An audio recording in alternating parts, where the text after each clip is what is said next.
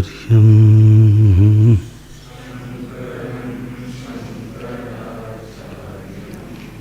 केशवं बादरायणम्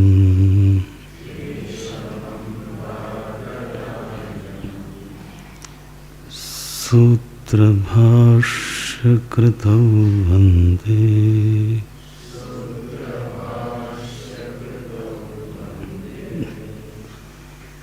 भगवन्तौ पुनः पुनः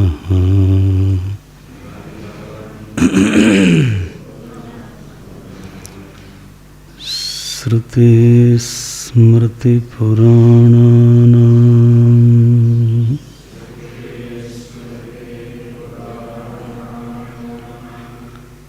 आलयं करुणालयम्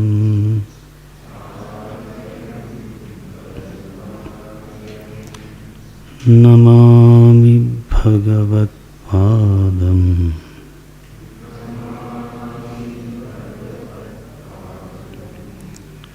शङ्करं लोकशङ्करम्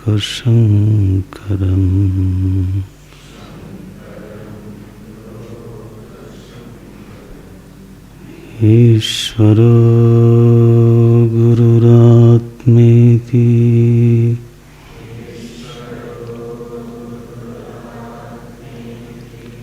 मूर्तिभेदविभागिने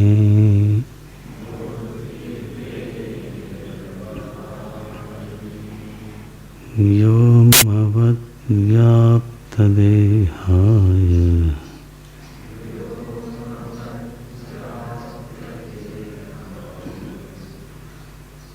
दक्षिणामूर्तये नमः।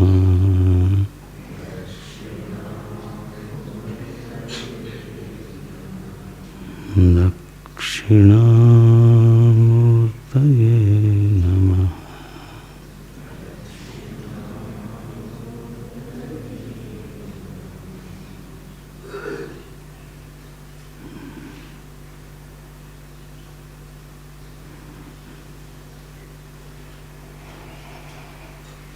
नारायण नारायण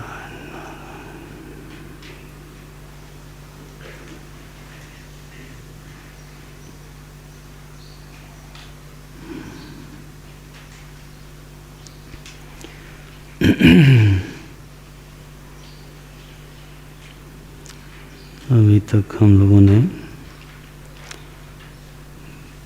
3 बिंदुओं पर चर्चा की। ब्रह्म सूत्र का विग्रह क्या है, उसका जो स्थूल विग्रह है वो कैसा है, कितना बड़ा है, इस विषय पे चर्चा हुई। इस ग्रंथ का नाम ब्रह्म सूत्र है, उसका अभिप्राय क्या है और इस ग्रंथ के प्रणेता भगवान बादरायण कृष्णद्वैपायन भगवान वेदव्यास ही हैं। तो ये 3 बिंदुओं पे चर्चा हुई। आचार्यों ने ब्रह्मसूत्र शब्द के, ब्रह्मसूत्र के ऊपर जो भाष्य लिखा है तो उस भाष्य का नाम अपने ढंग से रखा। सूत्र तो ब्रह्मसूत्र ही है,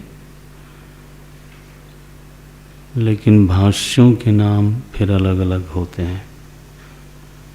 जैसे अणुभाष्य है, श्री भाष्य है, आनंद भाष्य है, पूर्ण प्रज्ञ भाष्य है, श्री कंठाचार्य जी का भाष्य है। सो भाष्यों के नाम अलग अलग देखने में आते हैं। उस सभी नामों का एक अभिप्राय जरूर है। भगवान भाष्यकार ने तो ब्रह्म सूत्र का एक और नाम रखा है, शारीरक सूत्र। व्यास जी ने नाम रखा ब्रह्म सूत्र और भगवान भाष्यकार ने स्वयं ही अपनी लेखनी से ये नाम रखा, शारीरक सूत्र। और इसी दृष्टि से उनके भाष्य का नाम है शारीरक भाष्य। तो मुख्य रूप से भगवान भाष्यकार के भाष्य का नाम फिर रखा जाएगा शारीरक भाष्य। अध्यास भाष्य की जो अंतिम पंक्ति है उसमें ये नाम भाष्यकार रखते हैं।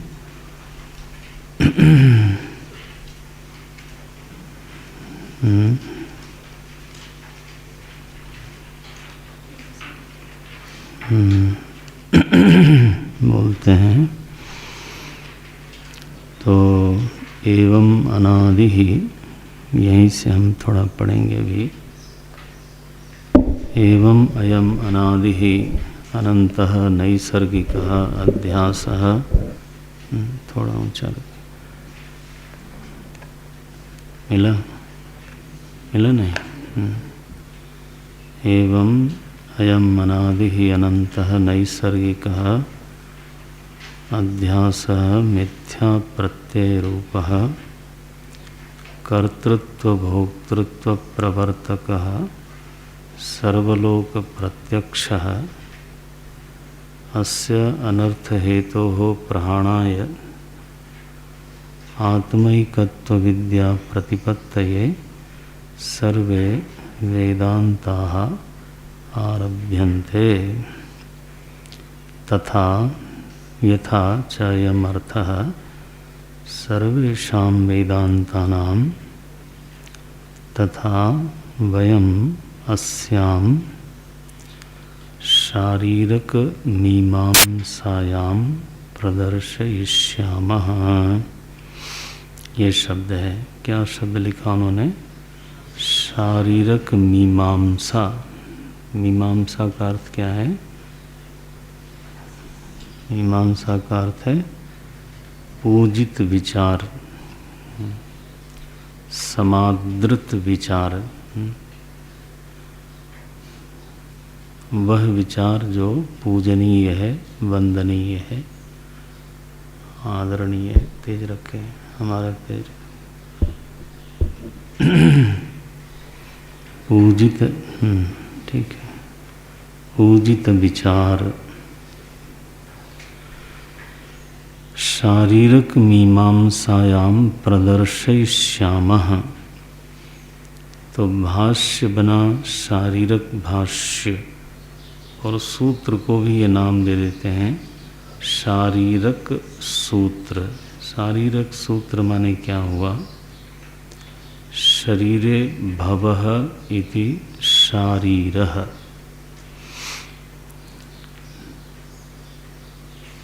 स एव शारीरकः। शरीर में जो रहता है उसको बोलते हैं शारीरः। शरीरे भवः इति शारीरः। फिर क प्रत्यय लगा करके शब्द बनाते हैं। शारीरिक नहीं करना, शारीरक। देखो, शारीरक, शारीरिक तो हो जाएगा शरीर संबंधी। जैसे शारीरिक स्वास्थ्य, शारीरिक बीमारी है, ऐसा कहने से तो शरीर का जो धर्म है बीमारी, वो अर्थ निकलेगा। यहाँ शब्द है शारीरकः। इसकी व्युत्पत्ति यही है। शरीरे भवः इति शारीरः, क प्रत्यय संयोगात शारीरकः, क्या अभिप्राय हुआ? शरीर में रहने वाला जो शरीरी है, जो प्रत्यक आत्मा है, जो देही है, उसको बोलते हैं शारीरक।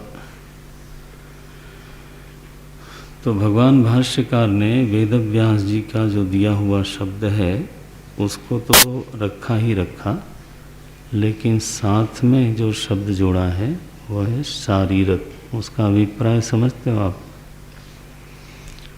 ध्यान दें, उसका अभिप्राय है कि ब्रह्म वस्तु ही इस समय देही के रूप में अनुभूयमान हो रही है। कम करें आवाज, माने शब्द में ही नामकरण ने बेस बढ़ाए, नामकरण में ही उन्होंने, बस ठीक है ठीक है, नामकरण में ही, ये तो ठीक नहीं, इस पर मेहनत करो भाई, बेस कम करो, कम करो। नामकरण में ही ब्रह्मात्मैक्य बोध का निर्देश करते हैं। मूल है ब्रह्मसूत्र, और फिर उसमें बस ठीक है नाम किया उन्होंने शारीरक सूत्र, शारीरक भाष्य लिखते हैं। अस्याम शारीरक मीमांसायाम प्रदर्शयिष्यामः। अभिप्राय ये हुआ कि तो जो यह ग्रंथ है जिसका नाम ब्रह्म सूत्र है, उसका विवेच्य विषय, उसका मीमांस विषय स्वयं प्रत्यक आत्मा है, आप ही हो। शरीर में जो स्थित मैं नाम की वस्तु है, जो देह की उपाधि से देही संज्ञा को प्राप्त हो रही है, शरीर की उपाधि से शरीरी संज्ञा को जो प्राप्त हो रही है, तो उसी शरीरी के बारे में तो 555 सूत्र लिखे गए हैं। इन सारे सूत्रों का जो विवेच्य विषय है, सारे सूत्रों का जो मीमांस विषय है, वो शरीरी ही है, अर्थात मैं हूँ। मैं, इसी मैं को समझाने के लिए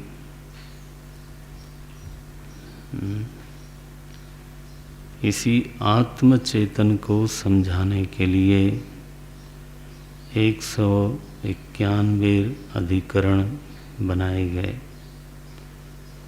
16 पाद बनाए गए, और इसी मैं को समझाने के लिए तो 4 अध्यायों की रचना भगवान वेदव्यास ने की। तो 4 अध्याय, 16 पाद, 191 अधिकरण, 555 सूत्र, ये जो इस प्रकार का, इस आकार का जो ग्रंथ है, इस ग्रंथ का एक ही प्रयोजन है कि आत्मा के विषय में, मैं के विषय में, अहम के विषय में ठीक ठीक प्रमा उत्पन्न हो जाए, यथार्थ अनुभव हो जाए, प्रमा उत्पन्न हो जाए, सही समझ उत्पन्न हो जाए, बस इसी प्रयोजन को लेकर के तो ब्रह्म सूत्रों की प्रवृत्ति हुई है। इसका सीधा अभिप्राय ये है कि भगवान वेदव्यास की दृष्टि में, वेदांतों की दृष्टि में, भगवान शंकराचार्य की दृष्टि में, हम साधारण लोगों को तो मैं के बारे में सही समझ है नहीं, आत्मा के बारे में, आत्मा मने मैं, आत्मा के बारे में, मैं के बारे में तो यथार्थ ज्ञान का अभाव है, अनुचित प्रमा है, उसी को बोलते हैं भ्रमः। अपने बारे में अज्ञान है, जब हम ऐसा बोलते हैं तो उसका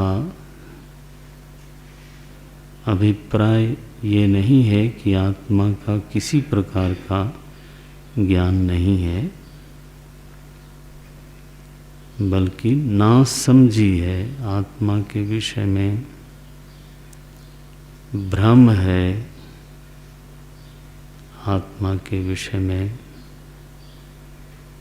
गलत फहमी है, मैं के विषय में। इसी भ्रम को तो नाम देते हैं अध्यास।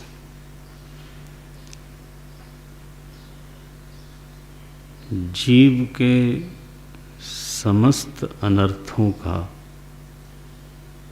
अगर कोई मूल हेतु है, पक्के तौर पे अगर कोई हेतु है, तो वो ये भ्रम ही है, ये अध्यास ही है। ऐसा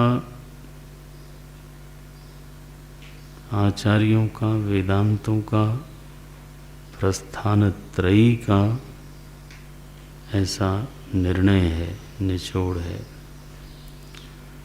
ऐसा नहीं होता तो यज ज्ञात्वा मोक्ष से अशुभात, ज्ञात्वा एवं अशुभात मोक्ष से, यह बात नहीं कही जा सकती थी। यज ज्ञात्वा अमृतम अश्नुते, यह बात नहीं कही जा सकती थी। तरति शोकम आत्मवित्, ये कहना किसी प्रकार से संभव नहीं था। ऋते ज्ञानात् न मुक्ति ही, ऐसा बोल नहीं सकते थे।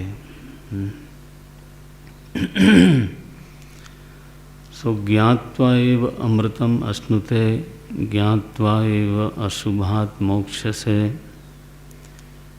ज्ञात्वा एव मुक्तो भवति शोकम तरति, आत्मवित् तरति शोकम। तो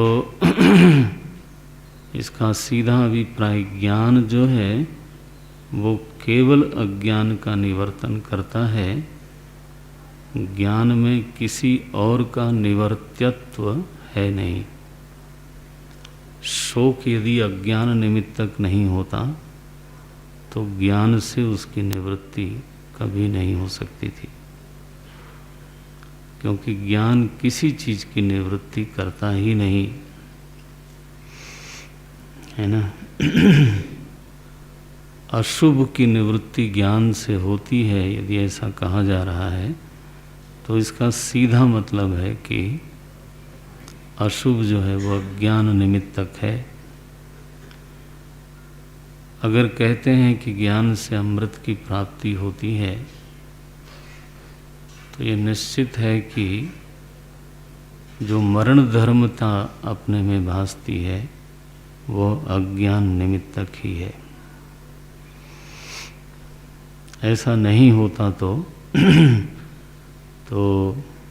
जब कहा गया ऋते ज्ञानात्म मुक्ति ही नहीं ज्ञानेन सदृशम पवित्रम यह विद्यते सर्वं ज्ञानप्लवेनैव वृजिनम संतरिष्यसि। जब इस तरह की बात कहते हैं तो इसका क्या अभिप्राय है कि जितने अनर्थ हैं, जितने है ना वृजनम है, वो सब के सब अज्ञान निमित्तक हैं। मूल में जीव के क्लेश का, जीव के दुख का, तो मूल में हेतु और कोई नहीं हो सकता। जो अवान्तर हेतु हैं वो छोटे हेतु हैं, अवान्तर हैं, वो तूला विद्या है, मूला विद्या नहीं है। तो शरीरधारी हो गए, शरीराभिमानी हैं, और नेचरली फिर भूख एक समस्या है, प्यास एक समस्या है, और पानी उसका समाधान है, और भोजन भी उसका समाधान है। वो ठीक बात है। वेदांत को इतना ना समझ नहीं है कि ये बातें नहीं जानता। इन बातों को तो साधारण पशु पक्षी भी जानते हैं, तो वेदांत का जो विद्वान है वो नहीं जानता, ऐसा एक बड़ा भ्रम नहीं पालना चाहिए। मन है तो उसको प्रेम, विश्वास, आदर इत्यादि चाहिए, ये कौन नहीं जानता है। बट मनाभिमानी पहले तो बनो आप। पहले तो मन है, फिर मन का अभिमानी बनो, तब ना। बुद्धि है तो मान सम्मान की स्थिति चाहिए, क्यों नहीं चाहिए। तो जो अवान्तर समस्याएं हैं और अवान्तर समाधान हैं, सच बात यही है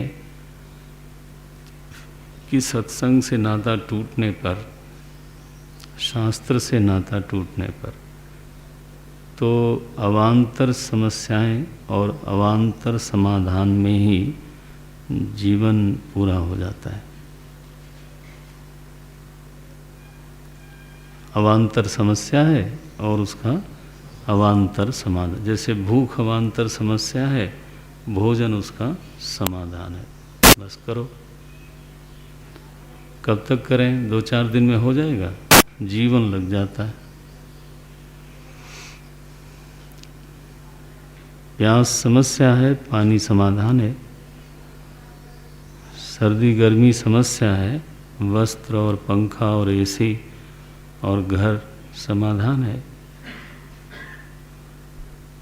तो समस्या की किस रूप में आदमी पहचान करता है, ये भी एक बहुत महत्व का बिंदु है कि हमारी दृष्टि में हमने समस्या को किस रूप में पहचाना है। अगर पहचान में ही गलती हो जाए, भूल रह जाए, तो फिर वही समस्या के अनुसार समाधान होगा, और उसमें भी समय तो लगता ही है। मूल बंधन पे जाते ही नहीं।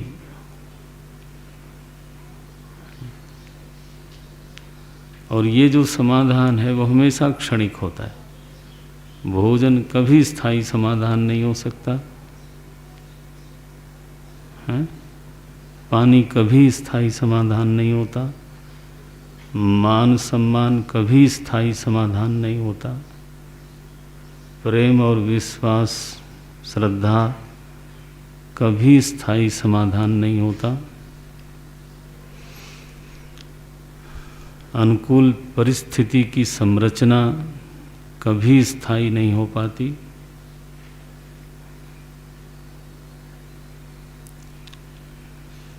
ये तो पक्की बात है। क्यों नहीं हो पाती?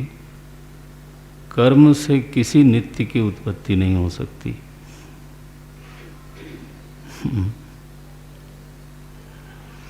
नास्ति अकृतः कृतेन। जो अकृत वस्तु है, नित्य वस्तु है, वो किसी कर्म से उत्पन्न हो जाए, ये हो नहीं सकता। इसलिए जिन लोगों ने हैं तो भूख प्यास को, वस्त्र को, सर्दी गर्मी को, घर को, संबंधों को, अनुकूल प्रतिकूल परिस्थितियों को, मान सम्मान को, देह के रोग और निदान को, अथवा लोक परलोक को, तो समस्या के रूप में जिन्होंने पहचान की है, तो उनकी पहचान गलत है। उनकी पहचान गलत है, समाधान कभी सही नहीं हो सकता। और परिणाम यही है, निश्चित परिणाम यही है कि ऐसे लोगों के जीवन में, ऐसे लोगों के मत में समाधान की चर्चा एक आभास है, कोई समाधान होता नहीं है ना। और लगता है कुछ लोगों को कि बस हाँ, ये सब चीज़ें सार्थक हो जाती हैं, जितने समाधान है वो सब के सब सार्थक हो जाते हैं यदि इन समाधानों के छाया में हम मूल समाधान की ओर बढ़ते हों तो। यानी भूख प्यास, वस्त्र, सर्दी गर्मी, सगे संबंधी, इन सब को सबकी अनुकूलता तब सार्थक है जब उस अनुकूलता का उपयोग हम मूल समाधान में लगावें, है ना। तब ये सब सार्थक हैं, सभी का आभार मानना चाहिए। लेकिन यही समाधान है, ऐसा किसी को अगर भ्रम है जी, तो वो तो फिर भ्रम चलता रहेगा, अनादिकाल से चल रहा है। पता नहीं कितने शरीरों में आकर के हमने वो समाधान किया है और आज भी वही कर रहे हैं।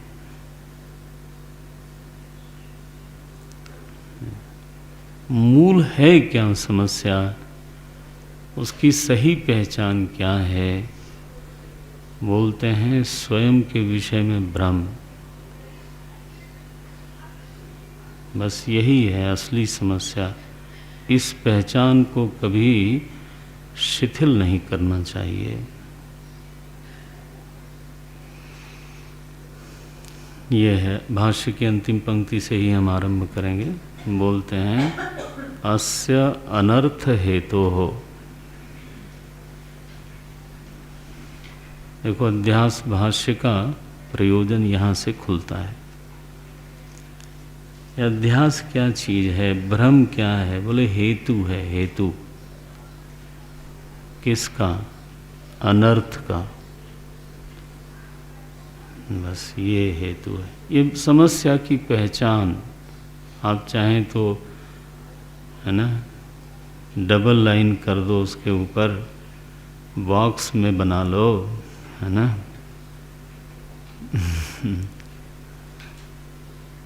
ये समस्या ही गलत समझी तो फिर क्या मतलब है? रोग ही समझ में नहीं आया, दवाई क्या करेंगे?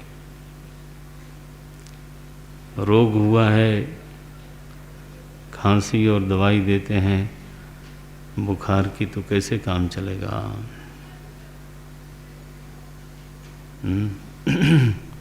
कई बार तो दवाई ही बीमारी का कारण बनती है। लोग कहते हैं दवाई खा रहे थे, इसको बंद करो, अब पहचान कायदे से ना हो समस्या की, तो जो दवाई हम खा रहे थे वो दवाई स्वयं ही क्या बीमारी है? हाँ बोलो। इसलिए सबसे प्रथम कर्तव्य साधक के लिए यही है, और न केवल कर्तव्य है बल्कि क्योंकि जैसे ही विचार काल पूरा होता है दुनिया सिर पर सवार हो जाती है, और अनादि काल से जो हमारे अभ्यास है ना, बुद्धि की जो मान्यताएं हैं वो झट से हमारे ऊपर चढ़ बैठती हैं और समझाने लगती हैं कि देखो ये समस्या है और ये इसका हल है, और जब तक ये हल नहीं करोगे तब तक तो तुम मरे। वो कर लो, उसको स्वीकार करो, लेकिन अवान्तर है वो कोई समस्या और कोई समाधान है नहीं वास्तव में।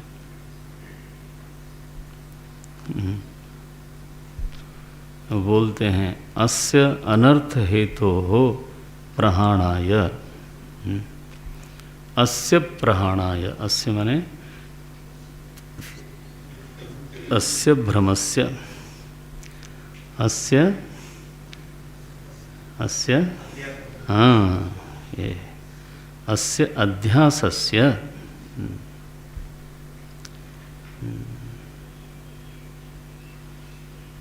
क्यों इसको नष्ट करना चाहते हो? प्रहाणाय, क्यों मारना चाहते हो बेचारे को? सुबह सुबह हिंसा वृत्ति में क्यों आ रहे हो आप? अरे बोले ये अस्य कोई साधारण चीज़ है, ये अनर्थ है तो ये भी षष्ठी है। अस्य भ्रमस्य कीदृशस्य, भ्रम कैसा है? बोले समस्त अनर्थों का हेतु है। ये अनर्थ माने क्या? बोले अनर्थ माने ये कि जो आपका इष्ट नहीं है उसी को उपस्थित करता रहता है। अनर्थ माने क्या? यत् न अर्थम तत् अनर्थम, अनिष्टस्य उपस्थापकः। सारे अनिष्टों को प्रस्तुत करने वाले जनाब यही हैं। क्या नाम है इनका? इनका नाम है 1008 श्री श्री अनंत श्री विभूषित भ्रम और आनंद वानंद तो नहीं लगाऊंगा मैं, क्योंकि भ्रम और आनंद कैसे होगा? ब्रह्मारण्य भले बोल दूं मैं, अगर 10 नामी बनाना है तो, हैं?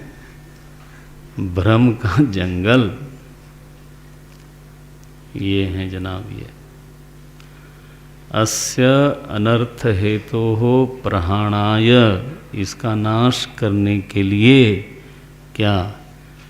आत्मैकत्व विद्या प्रतिपत्तये, और आत्मा की अद्वितीयता के संबंध में जो विद्या है उसकी प्राप्ति कराने के लिए 2 उद्देश्य हो गए, प्रहाणाय और प्रतिपत्तये। हाँ नहीं, बस इतना ही ठीक है। प्रहाणाय और प्रतिपत्तये। प्रहाणाय कस्य? अनर्थ है। मारूंगा तेरे दिमाग खराब है। ध्यान रखा करो, कुछ भी बोलने से चलेगा। प्रहाणाय, आत्मा का प्रहाण करोगे क्या? मूर्खा धीरा चक्र चूड़ामणि, आगे नहीं बोलता। सावधान रहा करो शब्दों के प्रति। प्रहाणाय कस्य? अस्य भ्रमस्य अनर्थ हेतोः अध्यासस्य प्रहाणाय। और प्रतिपत्तये किम? आत्मैकत्व विद्या। आत्मा नहीं, आत्मा तो प्राप्त ही है। अद्वितीयता भी बनानी नहीं है, सावधानी देखना भाष्य में, अद्वितीयता भी बनानी नहीं है। तो फिर क्या? विद्या प्रतिपत्ति, ये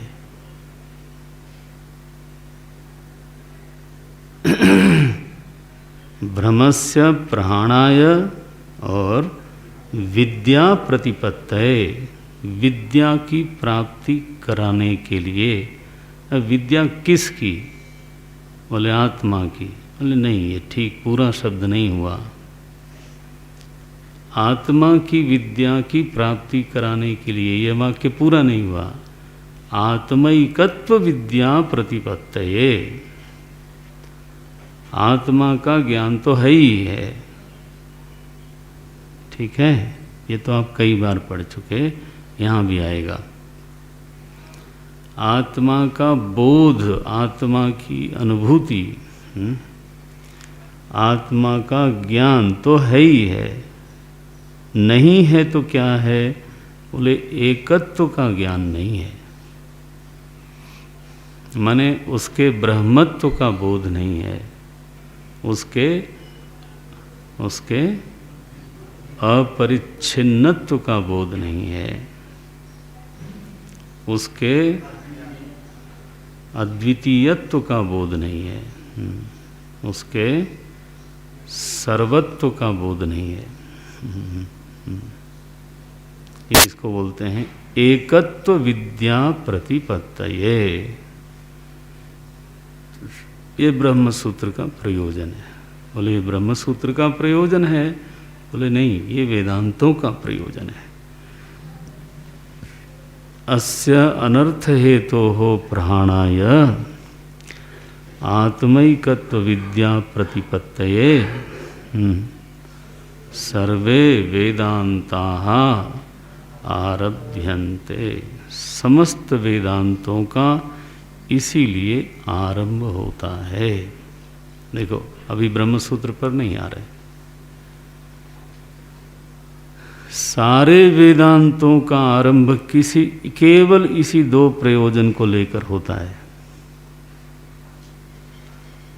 अस्य प्रहाणाय विद्या प्रतिपत्तये, बस। अस्य प्रहाणाय की जरूरत क्यों पड़ी? क्योंकि ध्यान रखना इस बात का हमेशा, क्योंकि मूल समस्या यही है जनाब। मूल समस्या भूख नहीं है और इसलिए समाधान भोजन नहीं है।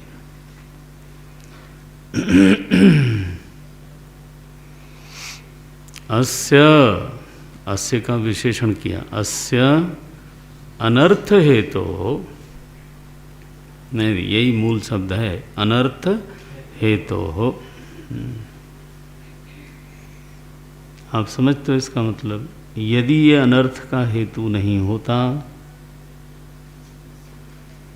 तो प्रहाण की आवश्यकता नहीं होती, ये मतलब है। यदि अनर्थ का कोई और हेतु होता तो हम उसी हेतु का निदान करने के लिए प्रयास करते। अगर अनर्थ का हेतु विक्षेप होता तो विक्षेप को शांत करके समाधि का प्रयास करते, ठीक है ना? यदि अनर्थ का हेतु, मूल हेतु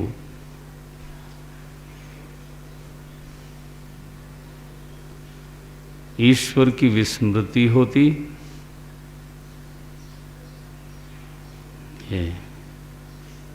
यदि अनर्थ का हेतु है ना मूल हेतु यदि अशरणागति होती तो हम शरणागति का ही प्रयास करते।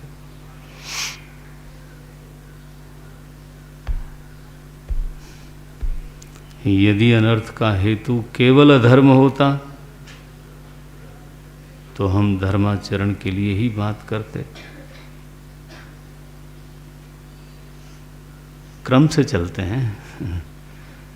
यदि अनर्थ का हेतु प्रतिकूल परिस्थिति होती तो हमारा पूरा प्रयास होता कि हम परिस्थिति को अनुकूल करें, उसी का उपदेश होता।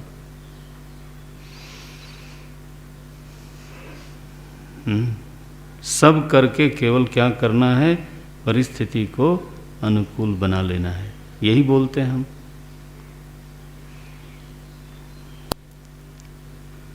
यदि अनर्थ का हेतु यह लोक होता और समाधान परलोक होता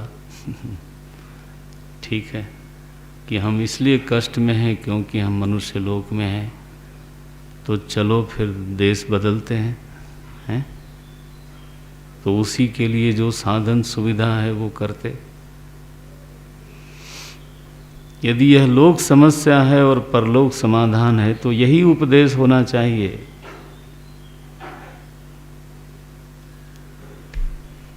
लोग तो महाराज इस शरीर को समस्या समझ के शरीरांत करने को समाधान समझते हैं।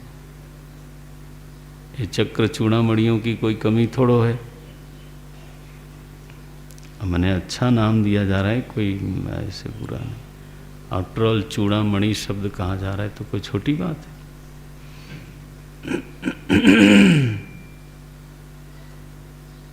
ये देखो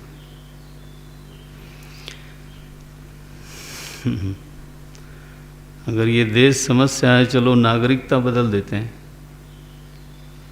let us try for American citizenship.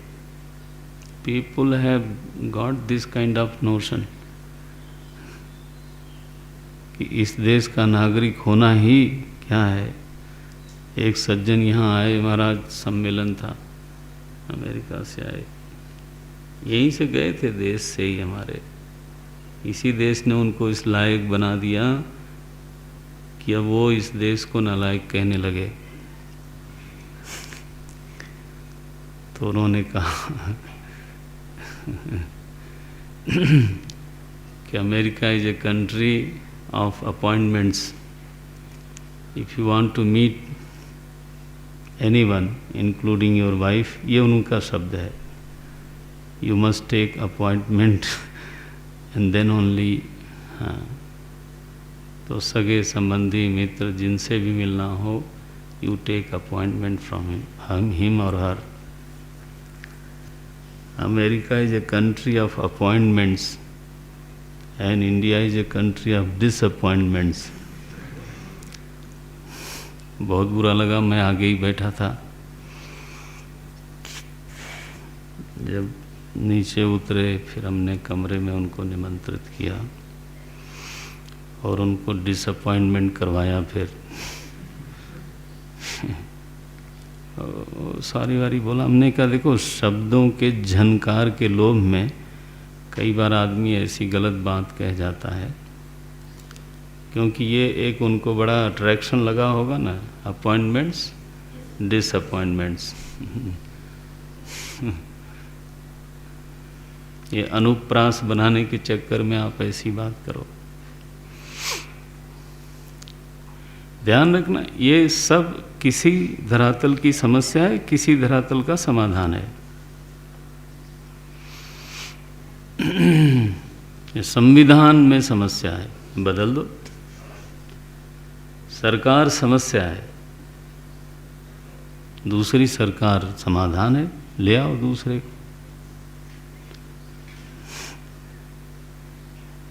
ध्वजा समस्या है, झंडा बदलो।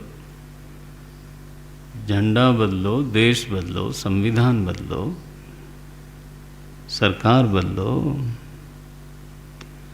नहीं, हमारे जो संबंध है ना वो बदल दो, दूसरे संबंध खड़ा करो। आखिर मनुष्य समाधान की खोज में लोटपोट हो रहा है, यही तो। कहाँ समाधान खोजता है? These are the places. आध्यात्मिक समाधान क्या है? विक्षेप से समाधि में जाना, विस्मृति से स्मृति में जाना, अधर्म से धर्म में जाना। ये आध्यात्मिक जिसको आप बोलते हो, ये आध्यात्मिक समाधान। क्या भाई? बोले कर्म से कर्मयोग में जाना, कर लो। दुष्कर्म से सत्कर्म में जाना, कर लो कर लो। परिस्थिति में प्रतिकूल से अनुकूल में जाना, इस लोक से परलोक में जाना, रोग से स्वास्थ्य में जाना, करो प्रयास। अब तरह तरह के प्रयास हैं। अगर इस रियलाइजेशन के साथ प्रयास हैं तो बहुत अच्छा है। क्या रियलाइजेशन है? कि जितना संभल सकता है संभालो और असली लक्ष्य को प्राप्त करो। लेकिन अगर ये रियलाइजेशन नहीं है तब तो गलती ही है, क्योंकि स्वास्थ्य की लड़ाई, मैंने शायद पहले भी बोला होगा, स्वास्थ्य की लड़ाई कोई जीत नहीं सकता।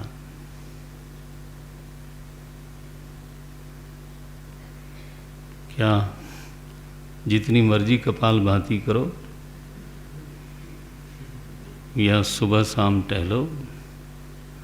मैं देखता हूँ रिटायरमेंट के बाद लोग ज़्यादा रेगुलर हो जाते हैं एक्सरसाइज में, इसमें उसमें, और हर साल उनका चेहरा बदलते हुए दिखाई देता है। हमारे संपर्क में लोग, जब वो अगले साल आते हैं तो हैं ऐसे हो गया ये।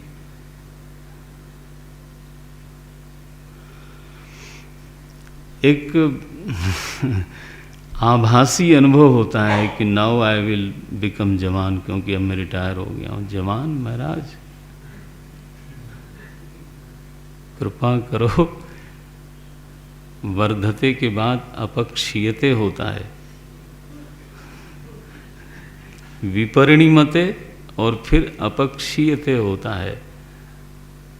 आपके दोनों टाइम टहलने से और च्यवनप्राश खाने से और कपाल भाती और पता नहीं क्या क्या भाती करने से दांत थोड़ो रह जाएंगे, दांत तो निकलेंगे ही निकलेंगे। अब डॉक्टर ने कहा इनको निकालो, अब ये आपके साथ नहीं रहने वाले हैं। भैया, ये हारने वाली लड़ाई लड़के क्या करोगे? लड़ो इसलिए कि साधन हो सके, इसलिए कि मूल समस्या पर चोट करने का अवसर मिले। मैंने कहा ये सारे समाधान धन्य हैं, सार्थक हैं, तब जब ये हमको मूल समस्या पर चोट करने का अवसर देते हों। और अगर इसी में दिन निकल जाता हो तो फिर आप कितने समझदार हो, आप स्वयं सोचो। यही है।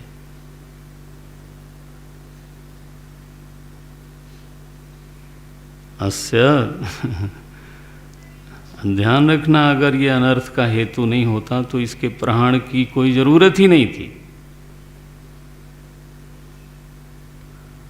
तब तो आओ पहचान करें, खोज डालें उसको जो मेरे सारे अनर्थों का हेतु है, और उसी का प्रहण किया जाए।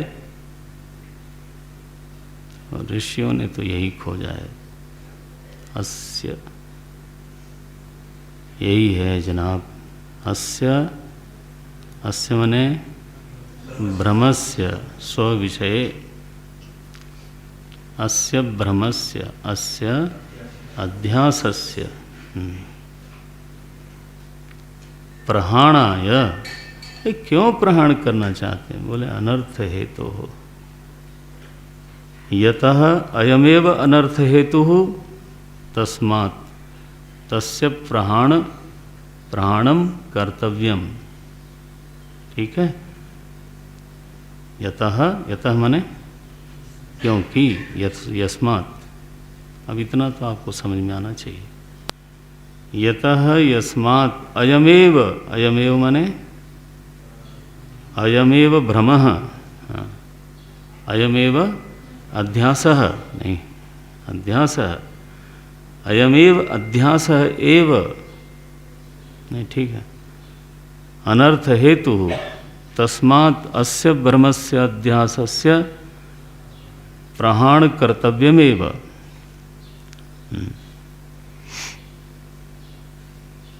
अस्मिन्नेव जीवनस्य निवेशः करणीयम।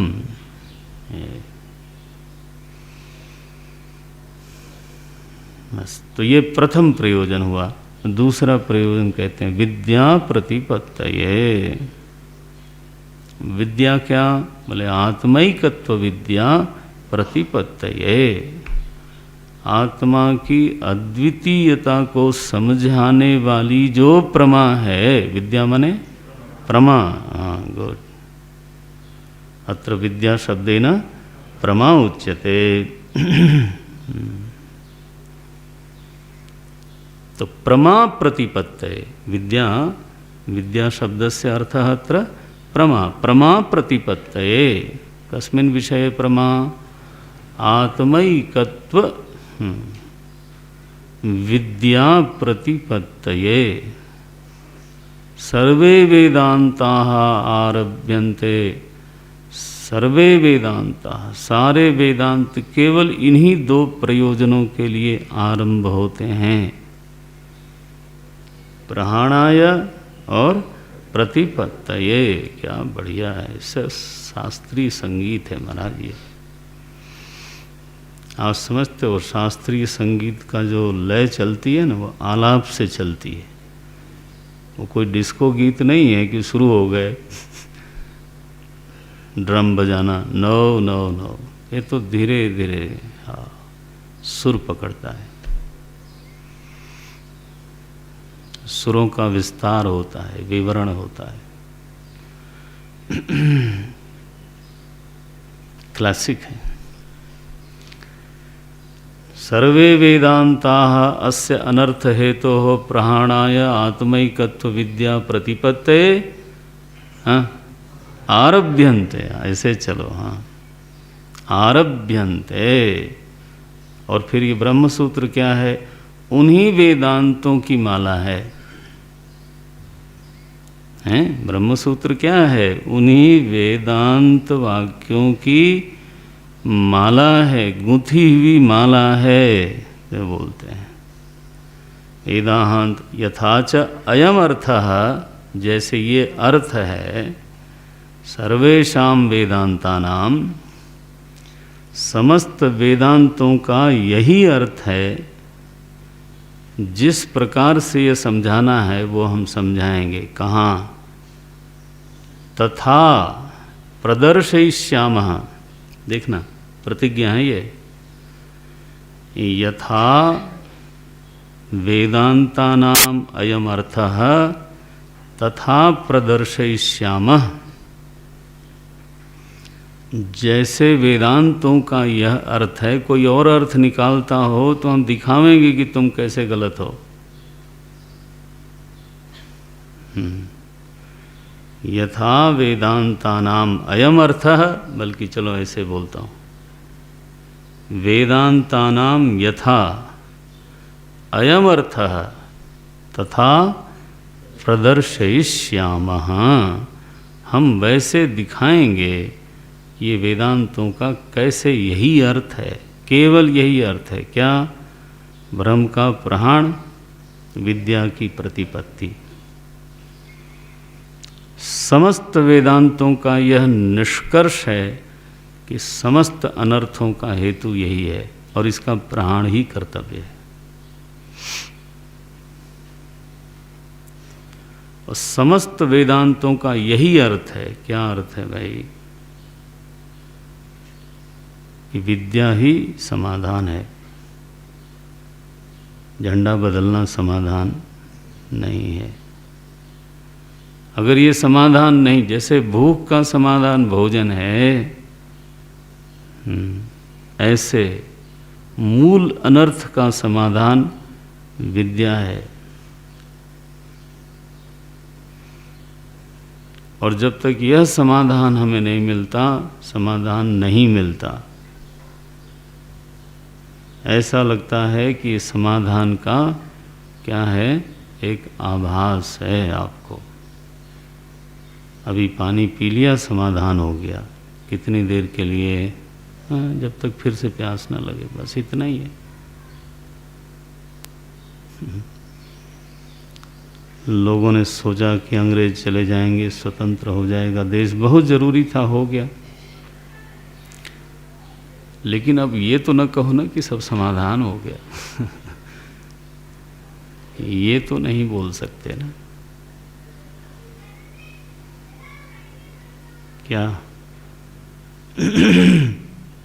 ये भ्रम तो किसी को नहीं रहना चाहिए। नारायण नारायण नारायण नारायण नारायण नारायण नारायण। यथा अयम अर्थः तथा प्रदर्शयिष्यामः। कस्य अर्थः? वेदान्तानां। कुत्र प्रदर्शयिष्यामः?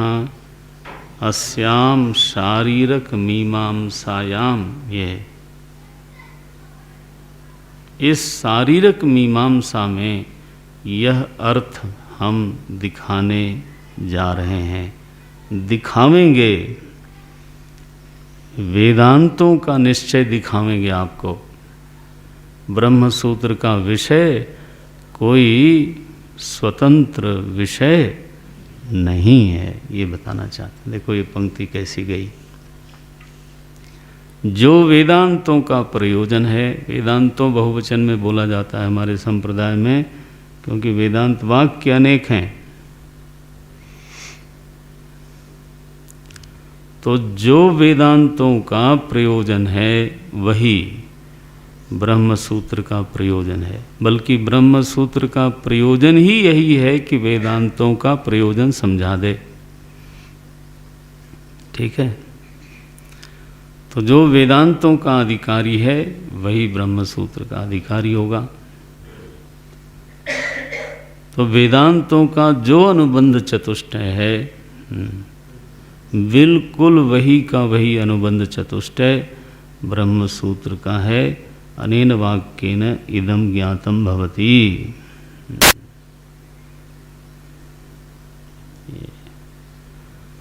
बना स्पष्टम।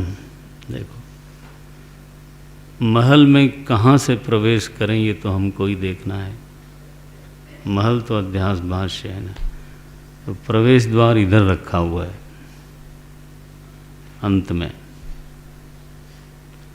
अस्य अनर्थ हेतोः प्रहाणाय आत्मैकत्व विद्या प्रतिपत्तये सर्वे वेदान्ताः आरभ्यन्ते। यथा च अयमर्थः सर्वेषां वेदान्तानां तथा अस्यां शारीरक मीमांसायां प्रदर्शयिष्यामः इति प्रतिज्ञा। ये प्रतिज्ञा है। मीमांसा का नामकरण किया भाष्यकार ने शारीरक। इसकी व्युत्पत्ति हमने बोल दी है, शरीरे भवः आत्मा इत्यर्थः। शरीरे भवः इति शारीरः स एव शारीरकः देही इत्यर्थः। देही विषये या मीमांसा सा शारीरक मीमांसा। तस्यां शारीरक मीमांसायां अयं वेदांतानां अर्थः वयं प्रदर्शयिष्यामः। स्पष्टम। हमें आनंद आता है, आपको आना सीख लेना चाहिए। तथा प्रदर्शयिष्यामः। ये अस्य कौन है? बोले भाई अस्य ब्रह्मस्य, अस्य अध्यासस्य। बोले अध्यास क्या चीज़ है? जिसके बारे में आपने कहा, क्या कहा कि यही है अनर्थ का हेतु। ये पहचान करो, समस्या ये है जीव की। ये अध्यास क्या चीज़ है? भ्रम क्या चीज़ है? अध्यास शब्द पर अब हम आरंभ से चलते हैं।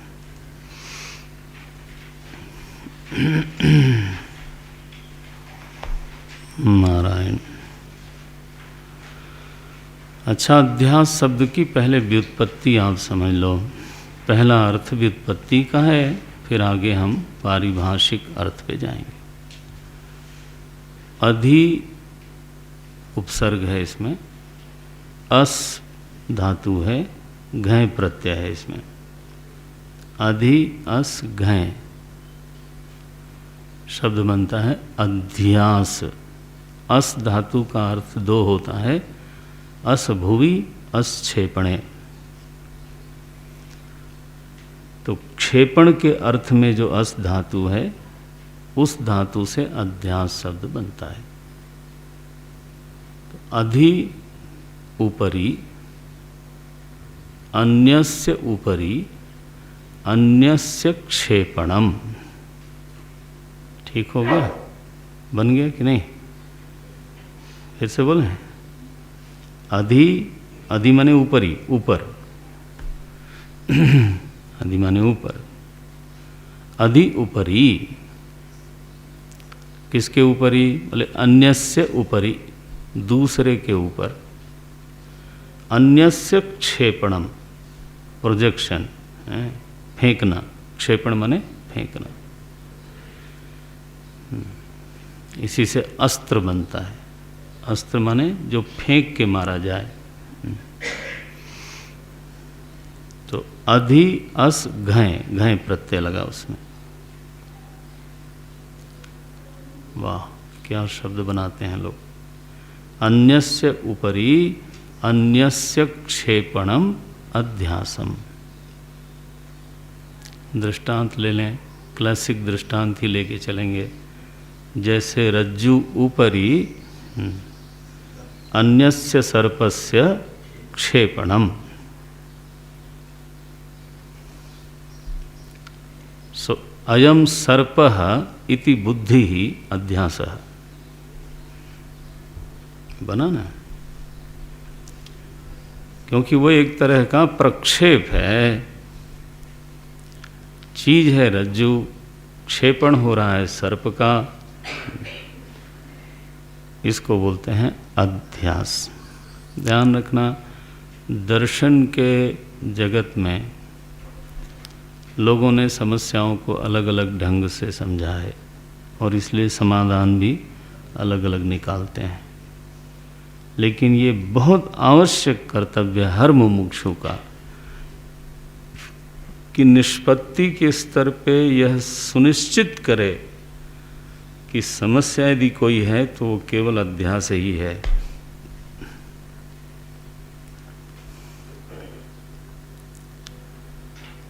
आपको एक बात ध्यान में रखें, बताता हूँ। यदि समस्या अध्यास नहीं है, यदि बोल रहा हूँ, तो समाधान की बात करना व्यर्थ है। नित्य समाधान की बात करना तो बिल्कुल ही व्यर्थ है। फिर तो आप ये मान के चलिए कि तो नित्य समस्या होगी और नित्य समाधान करना पड़ेगा। कोई ऐसा समाधान जीव के हाथ में नहीं होगा जो नित्य हो गए। कारण क्या है? देखो, भ्रम की निवृत्ति तो विद्या से होती है। यदि भ्रम समाधान है, भ्रम यदि समस्या है, तो विद्या से उसका समाधान हो गया। विद्या ने किसी चीज को उत्पन्न नहीं किया। विद्या का जो क्षेत्र है वो उत्पाद्य नहीं है, आप्य नहीं है, संस्कार्य नहीं है और विकार्य अथवा विनाश्य भी नहीं है।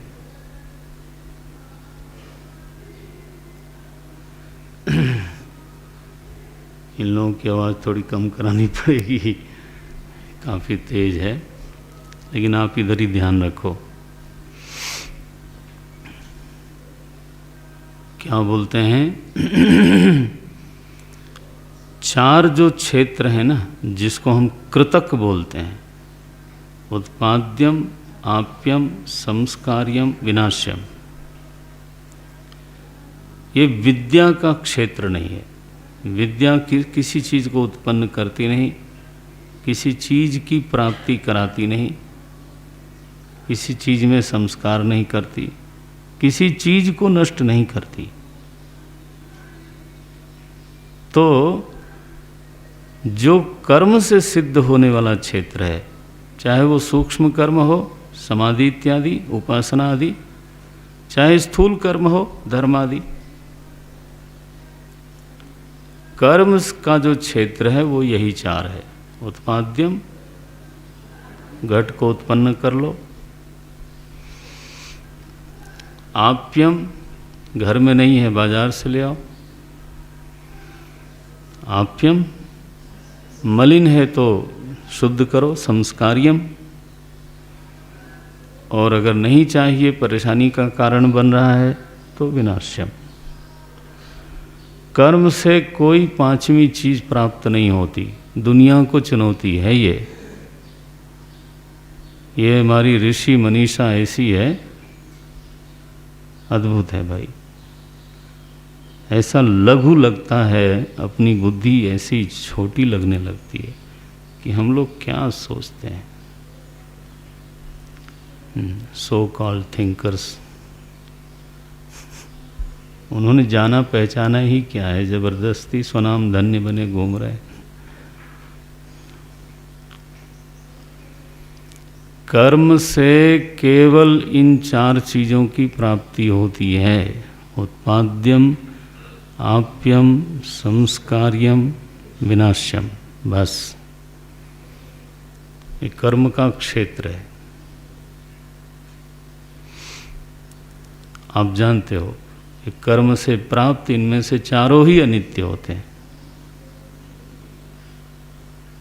इसलिए यदि भ्रम समस्या नहीं है, वास्तविक कोई चीज़ समस्या है, तो वो फिर नित्य रूप से उसका समाधान कभी नहीं हो सकता। परिस्थिति यदि समस्या है, आप नित्य समाधान नहीं कर सकते। लोक परलोक समस्या है, नित्य समाधान नहीं कर सकते। संबंध समस्या है, नित्य समाधान नहीं कर सकते। शरीर के रोग आदि समस्या है, नित्य समाधान नहीं कर सकते। स्मृति विस्मृति अगर समस्या है, नित्य समाधान नहीं हो सकता। आखिर अंतःकरण त्रिगुण से बना है और त्रिगुणों में निरंतर आवर्तन होता रहता है। आप चाहे जितनी मर्जी कर लो, अंतःकरण की किसी एक दशा को आप निरंतर नहीं रख सकते। तो प्रकृतिरन्यथा भावो न कश्चित, हाँ, न कश्चित भविष्य नहीं, हाँ, न भविष्यति करहिचित। प्रकृतिरन्यथा भाव न कथंचित भविष्यति, हाँ, कथंचित। यदि विक्षेप समाधि समस्या है, नित्य समाधान नहीं हो सकता। इसलिए पहली तो बिल्कुल पहली जरूरत है इस बात की, समस्या को समझा जाए, वो अध्यास ही है। और इसीलिए पूरी जिम्मेदारी से बात कही जा रही है, इसीलिए समाधान हो सकता है। यदि यह समस्या नहीं होती, हाँ, तो समाधान बिल्कुल हो नहीं सकता था। इसलिए भगवान भाष्यकार, महात्मा लोग कभी विनोद में बोलते हैं, ब्रह्म समझाने के पहले भ्रम समझाते हैं। बोले पहले अपना भ्रम, अपना रोग समझो क्या है। बोले एक बिल्कुल असंभव चीज है, वो हो गई है। ये क्या है वो संभव? एक छोटी पंक्ति देखते हैं, हालांकि पहली पंक्ति काफ़ी बड़ी है। शब्द देखते, पद देखते हैं थोड़ा। बोलते हैं युष्मद् अस्मद् प्रत्यय गोचरयोः। विषय ऐसा मधुर है ये आपको क्या कहें। युष्मद् अस्मद् प्रत्यय गोचरयोः विषय विषयिणोः तमः प्रकाशवत् ही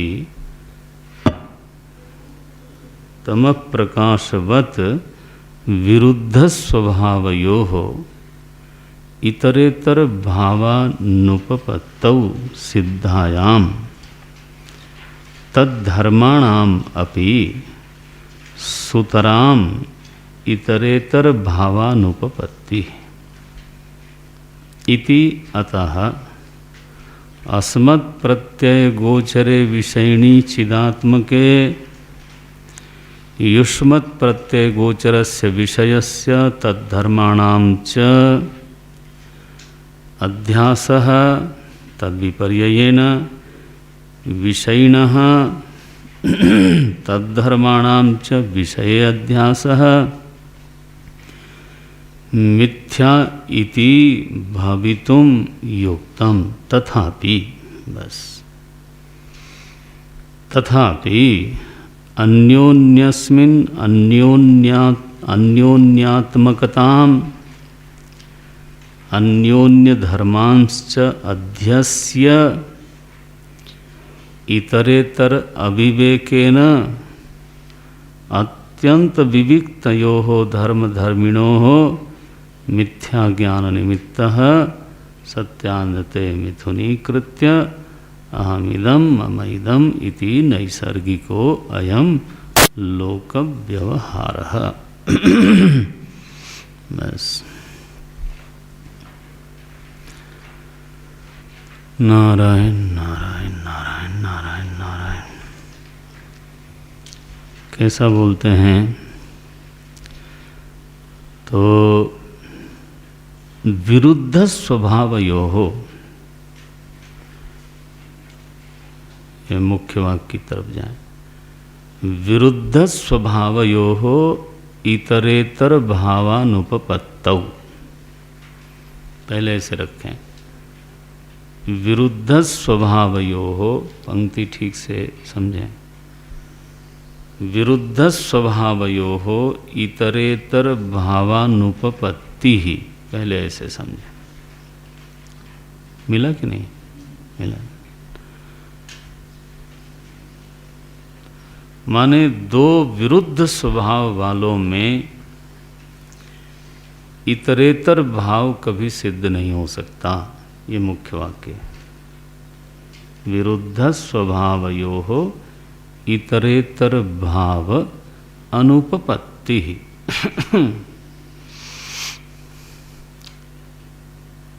इतरे इतरस्य भावः, इतरे इतरस्य भावः उपपत्तिर न भवति न भविष्यति।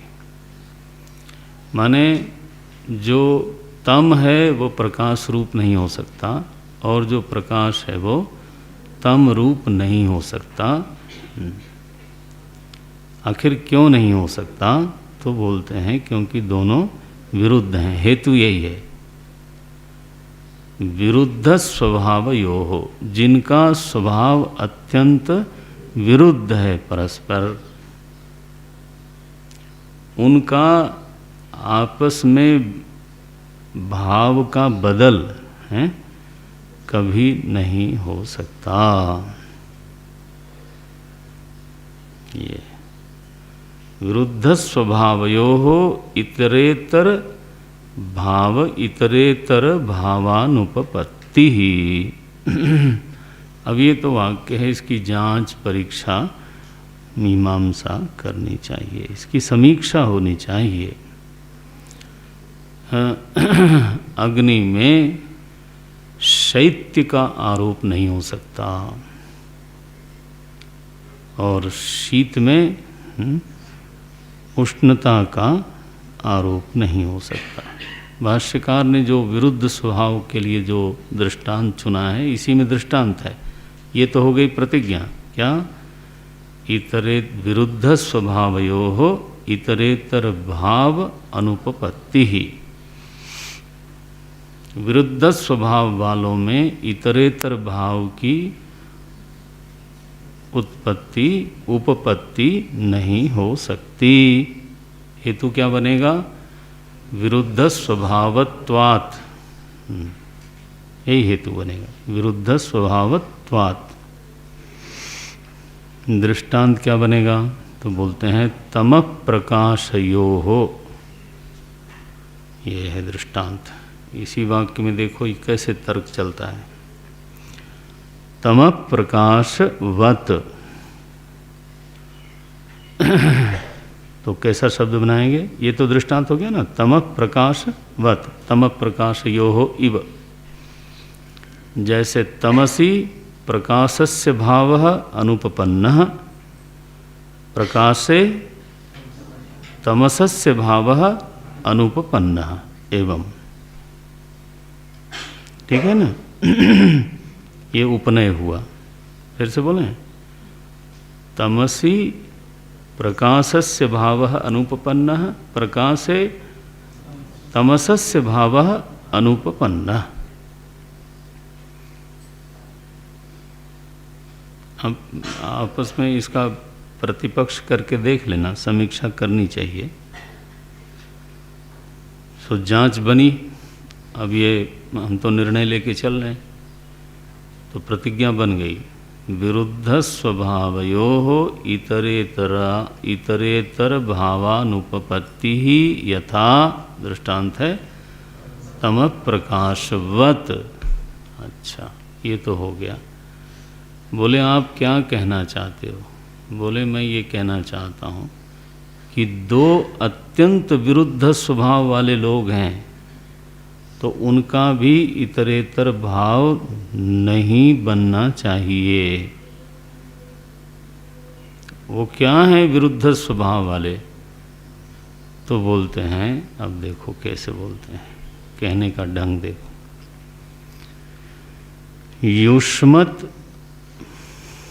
अस्मत् प्रत्यय गोचर योः। ये तो मास्टरली रिटन जिसको बोलते हैं, एक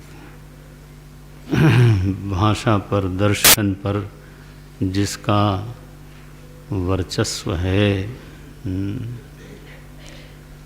मंगलाचरण में एक टीकाकार ने लिखा कि सरस्वती जी अपने स्वार्थ के लिए जिनकी जिह्वा में निवास करती हैं, वो हैं भगवान भाष्यकार। कि उनकी भी महिमा कोई जाने, इसके लिए सरस्वती जी को लगा कि और तो कोई मेरी क्या महिमा बतावेगा। भगवान भाष्यकार की जिह्वा में आकर के निवास करती हैं स्वार्थवश, न कर्तव्यम एवं। तो बोलते हैं युष्मत् अस्मत् प्रत्यय गोचरयोः। प्रायः साधारण दर्शन में कहा जाता है अहम प्रत्यय गोचर, इदम प्रत्यय गोचर। ठीक है, इदम प्रत्यय गोचर विषय, अहम प्रत्यय गोचर विषयी। आगे क्या बोल रहे हैं? विषय विषयिणो हो। विषय जो है वो इदम प्रत्यय गोचर है। ईशावास्यम इदम सर्वम। इदम इदम तया यत् किंचित भाति तत्सर्वम विषयम। ठीक है, विषय शब्दवाच्य क्या है? बोले इदम प्रत्यय गोचर, यही बोलना चाहिए था। और जो अहम है ना, विषयी जिसको हम बोलते हैं, विषय को ग्रहण करने वाला, विषय को जानने वाला, उसका नाम है विषयी। उसके लिए प्रत्यय क्या बनता है? अहम, अहम अस्मि, अहम जानामि, अहम गृह्णामि, अहम शृणोमि इत्यादि। तो बोलना यही चाहिए था, अहम प्रत्यय गोचरे, इदम प्रत्यय गोचरे, ऐसे बोलना चाहिए था। इदमहम प्रत्यय गोचर योहो विषय विषयिणोः, ऐसा बोलना चाहिए था। भाष्यकार कैसा बोलते हैं, युष्मत् अस्मत् प्रत्यय गोचर योहो। बोले ये ऐसे बोलने की क्या जरूरत थी।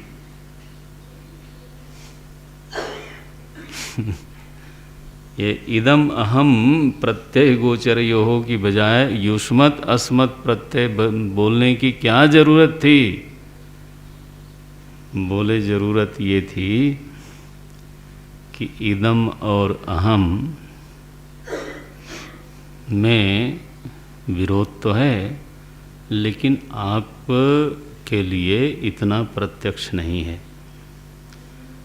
बहुत बार आप बोलते हो ये मैं हूँ,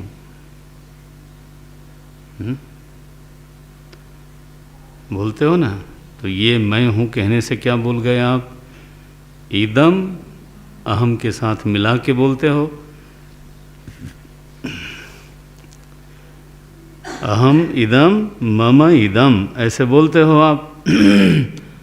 बोले मैं गौर हूँ, तो गौर इदंता है और अहम के साथ उसको मिलाया आपने। स्थूलो हम, पीबरो हम, कृशो हम जब आप ऐसे बोलते हो तो अहम का इदम के साथ मेल करा देते हो, तो विरोध कहाँ रहा। तो अहम और इदम का जो बिल्कुल स्पष्ट विरोध है वो होता नहीं। आता है, पकड़ में आता है। लेकिन आज तक कोई बोलता है तुम मैं हूं, तो युष्मत प्रत्यय है, युष्मत माने त्वम जिससे बनता है, युष्मत प्रत्यय गोचर और असमत प्रत्यय गोचर, इनका कभी मेल नहीं हो सकता। इसलिए अत्यंत विरोध प्रदर्शन कराने के लिए इदम अहम प्रत्यय गोचर न कह करके क्या कहा, युष्मत अस्मत् प्रत्यय गोचर यो हो। युष्मत प्रत्यय गोचर कौन है, बोले विषय,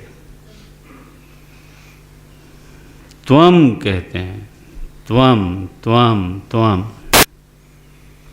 यह नहीं, क्या त्वम, क्योंकि त्वम मैं में घुस नहीं सकता। I tell you. तो यह विरोध प्रदर्शन कराने के लिए ही chose to use the word युष्मत रादर इदम। In place of idam, he preferred to use yushmat. What a beauty! क्योंकि मुख्य प्रतिज्ञा है विरुद्ध स्वभावयो हो, तो वो विरोध दिखाना बहुत बड़ा प्रयोजन है यहाँ।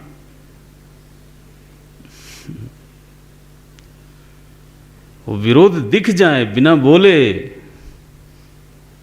हैं, इसके लिए जो शब्द चुना उन्होंने, युष्मत प्रत्यय, अस्मत् प्रत्यय, ये युष्मत अस्मत् प्रत्यय गोचरयो हो, कयो हो बोलते हैं, विषय विषयिणो हो। विषय और विषयी दोनों का अत्यंत विरोध है, तम प्रकाशवत विरुद्ध स्वभावयो हो। दोनों में प्रकाश और अंधेरे की तरह से अत्यंत विरोध है, और इसलिए इतरेतर भावानुपपत्ति ही। चूंकि विरोध है इसलिए युष्मत अस्मत् नहीं हो सकता, अस्मत् युष्मत नहीं हो सकता। हम लोगों की भाषा में इदम अहम नहीं हो सकता, अहम इदम नहीं हो सकता। कहना ये चाहते हैं। अनुपपत्ति ही, ये तो हो नहीं सकता, लेकिन यह सिद्ध होने पर भी अनुपपत्तौ सिद्धायाम सती, आप देखो वाक्य देखना, अनुपपत्ति में आप सप्तमी लगा रहे हैं, सती सप्तमी। अनुपपत्तौ इतरेतर भावानुपपत्तौ सिद्धायाम सती। जब युष्मत अश्मत में इतरेतर भावानुपपत्ति है तो तद्धर्माणाम अपि है, जब विषय विषयी का आपस में इतरेतरा भाव, इतरेतर भाव नहीं हो सकता, तो विषय धर्म विषयी में नहीं जा सकते और विषयी धर्म विषय में नहीं जा सकते, तो धर्माध्यास भी नहीं हो सकता, ये कहना चाहते हैं। तद्धर्माणाम अपि सुतराम इतरेतरा भावानुपपत्ति, इतरेतर भावानुपपत्ति। तो यहाँ पर न धर्मी का एक दूसरे में अध्यास हो सकता है और न उनके धर्मों का एक दूसरे में अध्यास हो सकता है, ये तो स्टेटमेंट हो गया। तद्धर्माणाम अपि, अपि शब्द से चूंकि धर्मी का नहीं हुआ इसलिए धर्म का भी नहीं हो सकता। हेतु ये की है, विरुद्ध स्वभावत्वात्। दृष्टांत है तम प्रकाशवत्।